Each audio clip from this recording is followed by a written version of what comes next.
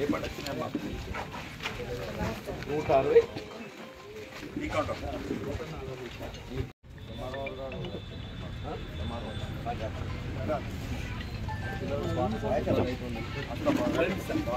ఇదొకటి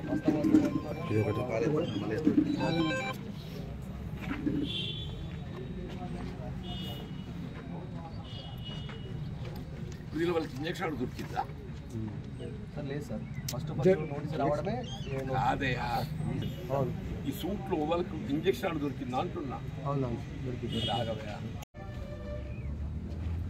దశాబ్ద కాలం కాలయాపన చేసి ఎన్నికల నోటిఫికేషన్ వెలువడుతున్న తరుణంలో ఎదుగుతుందో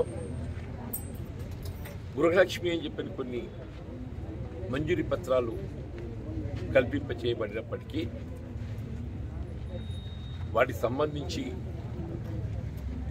మార్కౌట్ చేయడానికి అసలు హౌసింగ్ శాఖనే లేకుండా ఆ స్కీమ్ కూడా ఏదైతే 3 లక్షల రూపాయలకే పరిమితం అయి ఉండడంతో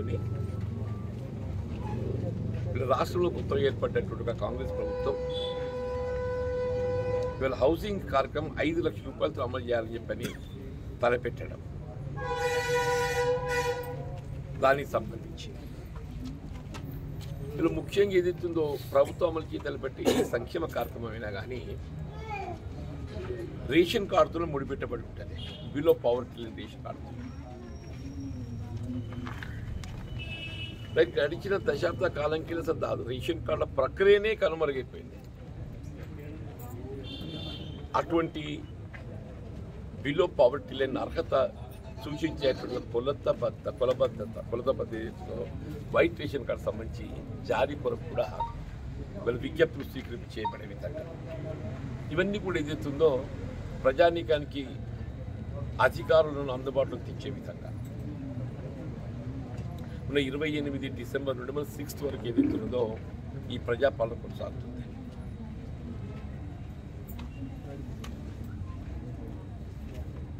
ఈ విజ్ఞప్తులన్నింటినీ పరిశీలించి వారి అర్హతకు అనుగుణంగా ఏదైతున్నదో ఇవాళ గ్యాస్ సిలిండరే కానీ గృహజ్యోతి 200 యూనిట్ల వరకు ఉచిత విద్యుత్తే కానీ ఇవాళ పెన్షన్ సంబంధించి కూడా పెరుగుతున్నటువంటి నిత్యావసర వస్తువుల ధరలకు అనుగుణంగా ఈ 2016 పెన్షన్ కూడా 4000 చేయాలని చెప్పి సంకల్పించే ప్రభుత్వం.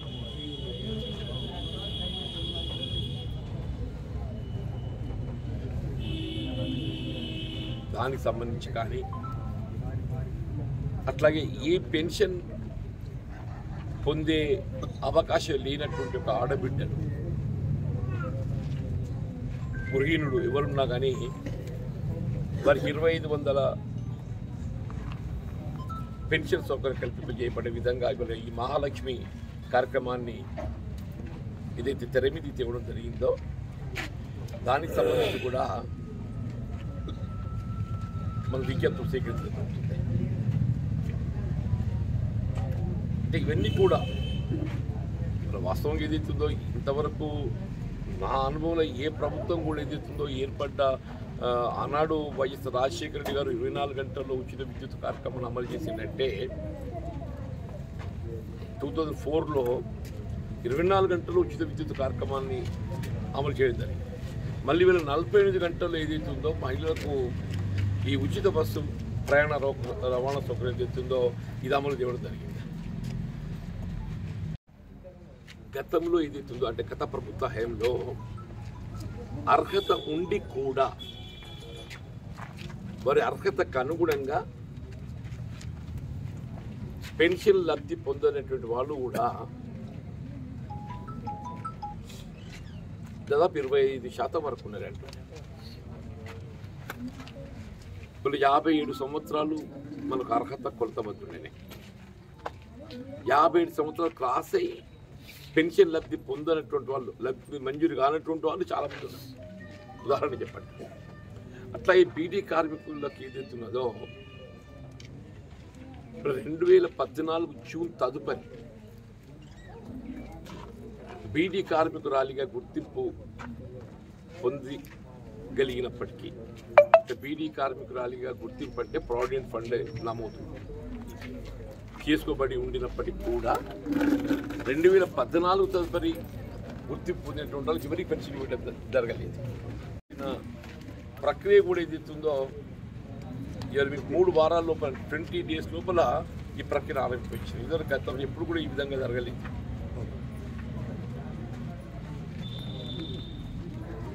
ఇప్పుడు మిగులు రాష్ట్రానికి ఏర్పడ్డ తెలంగాణ రాష్ట్రం 2014 ఎన్నికలు ఏదైతుందో వాళ్ళు 200 రూపాయల పెన్షన్ 1000 రూపాయలు చేస్తామని చెప్పి పేర్కొన్నది.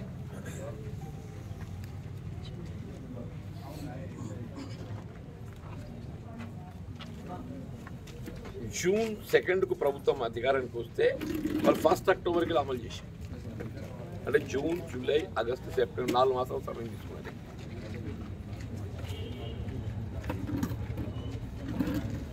అట్లా 2018 డిసెంబర్లో అధికారానికి వచ్చిన రెండో పర్యాయం టీఆర్ఎస్ ప్రభుత్వం డిసెంబర్ 2018లో ప్రభుత్వం ఏర్పాటు చేస్తే ఈ 2016 పెన్షన్ అనేది మన మార్చ్ బడ్జెట్లో ఆమోదం పొందాడు. మార్చి బడ్జెట్లో ఆమోదం పొందాడు. దాని అమలు ఏదైతే ఉన్నదో సెప్టెంబర్కి చేసి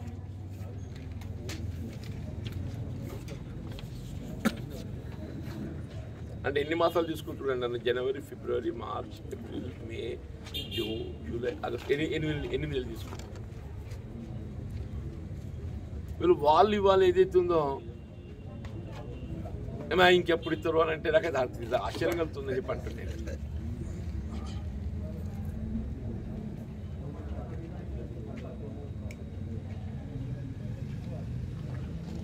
లేదా కాంగ్రెస్ పార్టీ ఏదైతుందో ఒక నిబద్ధతతో కొనసాగేటువంటి రాజకీయ పార్టీ మరి జాతీయ స్థాయిలో అమలు చేయబడుతున్నటువంటి ఏ కార్యక్రమాన్ని మీరు ఉదాహరణ తీసుకున్నా కానీ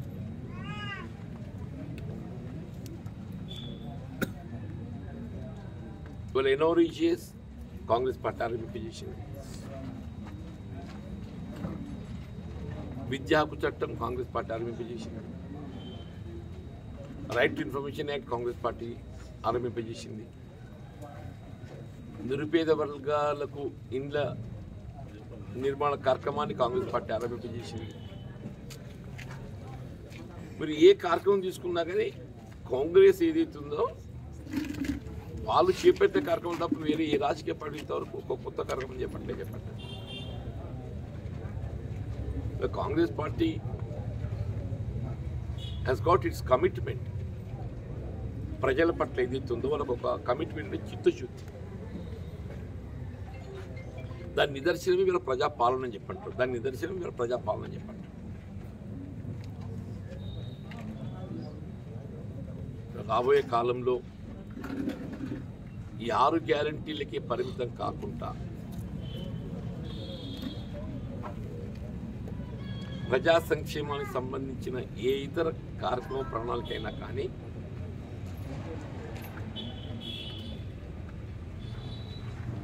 వాటి అర్హతకు అనుగుణంగా వారికి కల్పింప చేయబడుతుందని చెప్పని పేర్కొంటున్నాం.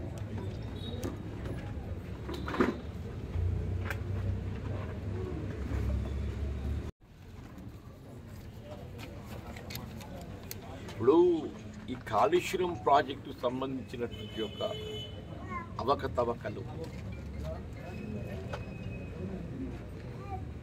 ఒకవైపు ఏదైతుందో ఇవాళ కాళేశ్వరం ప్రాజెక్టు బ్యారేజ్ పిల్లలు కుంగిపోయిన సందర్భంగా దాని పరిశీలకులు ఏదైతుందో నాణ్యతా ప్రమాణం లోపించింది. అసలు కాళేశ్వరం ప్రాజెక్టు సిడబ్ల్యూసీ అనుమతులు కూడా పూర్తి స్థాయిలో లేవని చెప్పిన వాళ్ళే పేర్కొన్నారు. సిడబ్ల్యూసీ అంటే సెంట్రల్ వాటర్ కమిషన్. అసలు ఏ అనుమతి లేని ప్రాజెక్ట్ నిర్మాణం చేపట్టబడుతుంటే ఏ అనుమతులు పూర్తి స్థాయిలో అనుమతులు లేని అటువంటి వాటికి ఫండింగ్ ఏజెన్సీస్ ఏ విధంగా నిధులు సమకూర్చడం జరిగింది. ఈ బ్యాంకులు అప్పెట్లు ఇచ్చినాయి అంటున్నాయి. అనుమతులను పరిశీలించడానికి ఇవ్వాలి కదా. మరి మీ ఆర్థిక శాఖ ఏం చేస్తుంది? ఆర్థిక శాఖ మంత్రి గారు ఏం చేస్తుంది? నిర్మలా సీతారామన్ గారు. ఇవన్నీ కొత్తగా తెర మీదకి వచ్చినాయి కాదు. ఇలా గత 4 సంవత్సరాలకి ఏదైతుందో ఇవి చర్చలో ఉన్నాయి. బీజేపీ నాయకులు కూడా ఇప్పటికప్పుడు చెప్తూనే ఉన్నారు. కాళేశ్వరం ప్రాజెక్టు, డొర్ల ప్రాజెక్టు నిర్మాణ లోపాలు ఉన్నాయి, ఎప్పుడు చెప్తూనే ఉన్నారు. ఈ 4 సంవత్సరాల వాళ్ళు ఎప్పుడు కూడా ఏదైతుందో దానిపై తగు విచారణ చేపట్టడానికి ఈ విధంగా చర్యలు చేపట్టలేదు. లిక్కర్ స్కామ్ సంబంధించి మనం గమనిస్తున్నామే. వీళ్ళ సిసోడియా కాడికి వెళ్ళి మొదలు పెడితే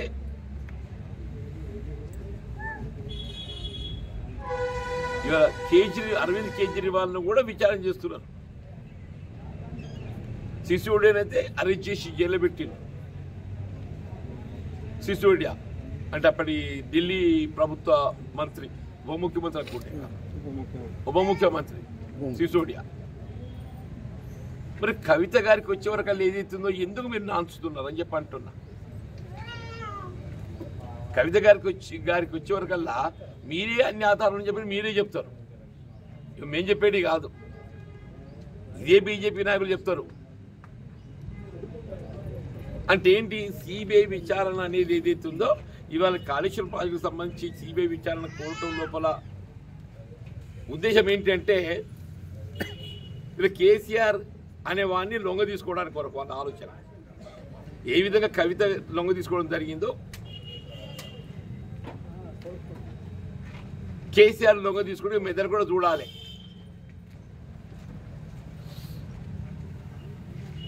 ఇలా న్యాయ విచారణలో ఏదైతుందో, న్యాయ విచారణలో ఒకటి గమనించారు, వారికి సాంకేతికంగా సలహాలు సూచనలు ఇవ్వడానికి కానీ, ఇది ఇంపార్టెంట్ అన్న, మరి సాంకేతికంగా సలహాలు సూచనలు ఇవ్వడానికి కానీ, విచారణలో తోడ్పడడానికి కానీ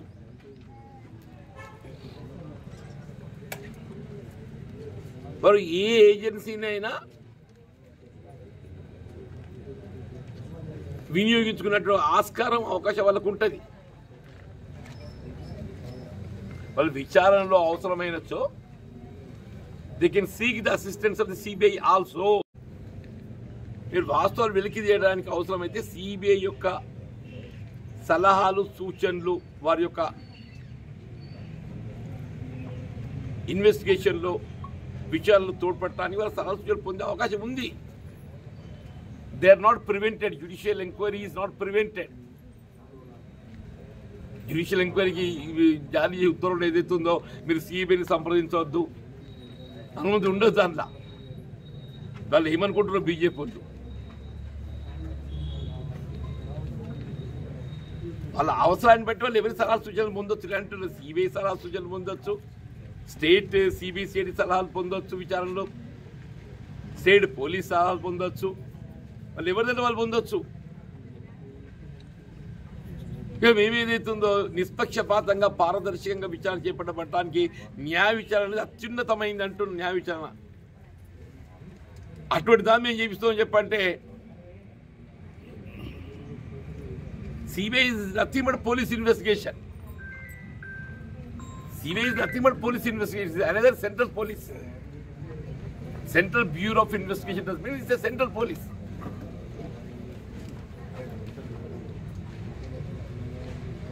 న్యాయ విచారణ అంటే జడ్జి కింద వీళ్ళందరినీ కూడా వినియోగించుకోవచ్చు, వినియోగించుకునే అవకాశం ఉన్నది. మరి వాళ్ళు ఎందుకు భుజాలు తడుపుకుంటున్నారు తెలుస్తలేదా?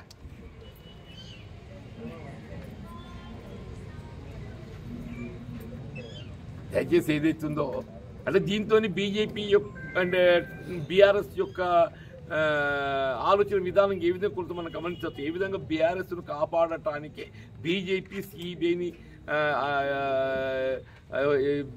వాడాలని ప్రయత్నం చేస్తూ దయచేసి గమనించినట్టు ఇదేం లేదు. టు రెస్క్యూ ది బీఆర్ఎస్, ఇలా కేసీఆర్ కాపాడటానికి కొరకే ఈ సిబిఐ అస్త్రాన్ని ప్రయోగించాలని ప్రయత్నం చేస్తున్నారు. కేసీఆర్ కాపాడటానికి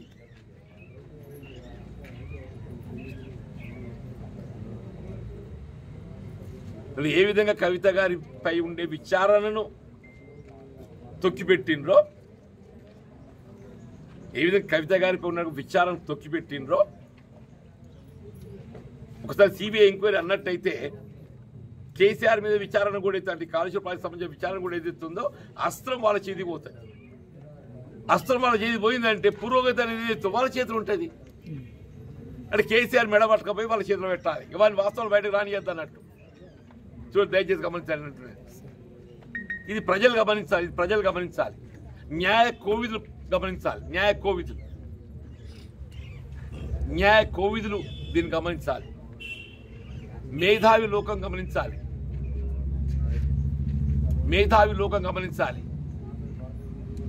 తెలంగాణ సమాజం గమనించాలి. ఏ విధంగా బీజేపీ బీఆర్ఎస్ కొమ్ముగాడే ప్రయత్నం చేస్తుందో, దయచేసి గమనించాలని చెప్పండి. తప్పకుండా వెంటనే ఇవాళ ఏదైతుందో ఇలా ఈ జ్యుడిషియల్ ఎంక్వైరీ ఉత్తర్వులు జారీ చేయడం జరుగుతుంది. కాళేశ్వరం ప్రాజెక్టు ఒక డొల్ల ప్రాజెక్ట్ అని చెప్పని దానికి సంబంధించినటువంటి ఒక వాస్తవాలు వెలికొచ్చే అవకాశం ఉన్నది. దాంతో పాటుగా నేను ప్రభుత్వాన్ని కూడా ఏమంటున్నాను, this is one part. The other parties ఏదైతుందో ఇలా ప్రాణహిత తుమ్మడిహేటి వద్ద ప్రాజెక్ట్ నిర్మాణం చేపట్టబడ్డాయి 148 లెవెల్. దాని మహారాష్ట్ర ప్రభుత్వంతో మనకు ఒప్పందాలు ఉన్నాయి. మహారాష్ట్ర ప్రభుత్వంతో మనకు ఉత్తర్వులు ఉన్నాయి. మనకు ఒప్పందం ఉన్నది. వీళ్ళు కేవలం ఏదైతుందో మ్యాక్సిమం ఒక 5-6 వేల కోట్లే, 10,000 కోట్ల లోపు ఏదైతుందో తుమ్మడిహేటి వద్ద నుండి ప్రవాహాన్ని మళ్లింపు చేసి, ప్రాణహిత ప్రవాహాన్ని మళ్లింపు చేసి జైపూర్ వాగు ద్వారా సుందిల మీద కల్పచ్చునే 5 నుండి 10,000 కోట్లే. 5 నుండి 10,000 కోట్ల వ్యయంతో తుమ్మడిహేటి వద్ద నుండి ప్రాణహిత నీటిని మళ్లింపు చేసి సుందిల బ్యారేజ్ పైన కలిపే అవకాశం ఉంది.